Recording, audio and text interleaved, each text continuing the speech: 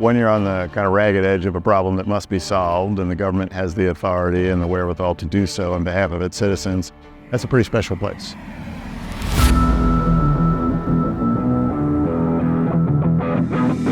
I spent 28 years at the National Security Agency. It's a large bureaucracy, to be sure. Across those 28 years, I met one or two people that truly had kind of bad intentions, were truly working for their own ends alone. But everyone else, I would say, at the end of the day, they were trying to do the right thing. And it was important for me to try to meet them more than halfway. Teams always beat kind of individual efforts, and coalitions they amplify the effect of teams. And we need to figure out, in a world which is greatly challenged, but within which we still have the human, population that aspires to do great things.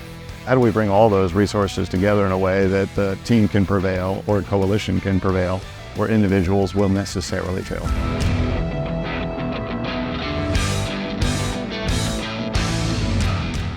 Recently, you've joined as a strategic board advisor to Semperis, and I'd love to get your thoughts on why did you choose us? I mean, why did you choose this area of Active Directory? And yeah, well, there's like most people are given an opportunity to do something, you're asking a couple of questions, and in my case, the three questions are: is this a substantive effort that makes a positive difference in the world? Clearly it does. 90% of cyber events that go wrong involve some degree of exploitation of something called Active Directory. Kind of exploiting the identities of kind of personas, kind of entities within a network of interest. And if you can figure out how to actually bring some value to the proposition you can defend that, then that's materially valuable, substantively valuable too. I take a look at the people that are kind of engaged in that work. And there are subject matter experts and people that I would describe as patriots without any particular affiliation.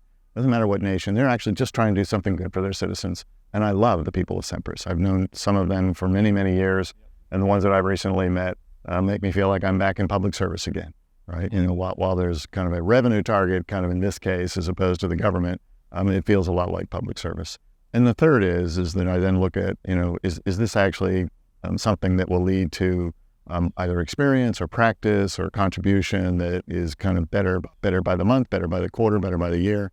Is it worth making that kind of investment, or is this played out? And this clearly is at kind of its inflection point and heading to a good place. Yeah. What you described to me is what I've been trying to get across to my fellow CISOs for a long time, which is everything's about risk management. You can't fix everything. And you're describing, to a degree, at least it sounds like, that you're focused on the things that can hurt you the most. And that's ultimately why I joined Semperis. From that reason is I felt I could do a bigger contribution to helping all companies out there. I think that's well said. I think that's very well said. You cannot defend yourself against all peril all the time, right? You have to make choices about, where perhaps you can concentrate, where you can get some leverage kind of in addressing the issues of the moment. And you can't create perfect security. You cannot create systems that are perfectly resilient or that defend themselves. And so you have to figure out, where am I going to put my finger to perhaps achieve the highest possible leverage?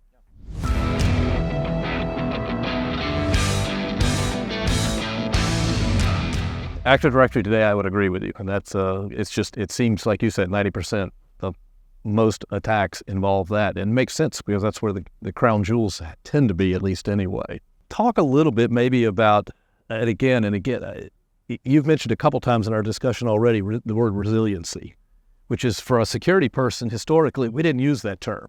We defend, we did all kinds of things, but keeping things operational historically really wasn't our deal.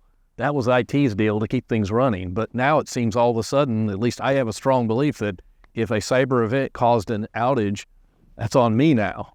The outage is not on others that are out there, in the IT world. Any thoughts there?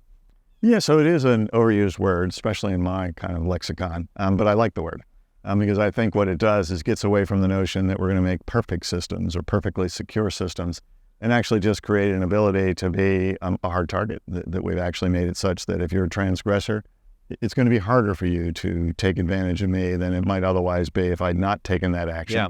And therefore, I'm going to avoid some of these perils simply because the transgressor says, you're too hard, I'll move on, I'll do something else. But even when, right, somebody comes at you, right, in cyberspace especially, you have the means by which you can understand what's happening, you can respond to that, you can recover from that. That's resilience. Now, you can describe that in hours-long discussions, but essentially the NIST security model does a pretty good job of that. Have you kind of understood up front what's really important to you and what your dependencies are? Have you prioritized those, to your earlier point, because you can't defend all things against all perils? Correct. Have you taken some reasonable measures to actually kind of protect that? Have you made it such that you've got some built-in protection?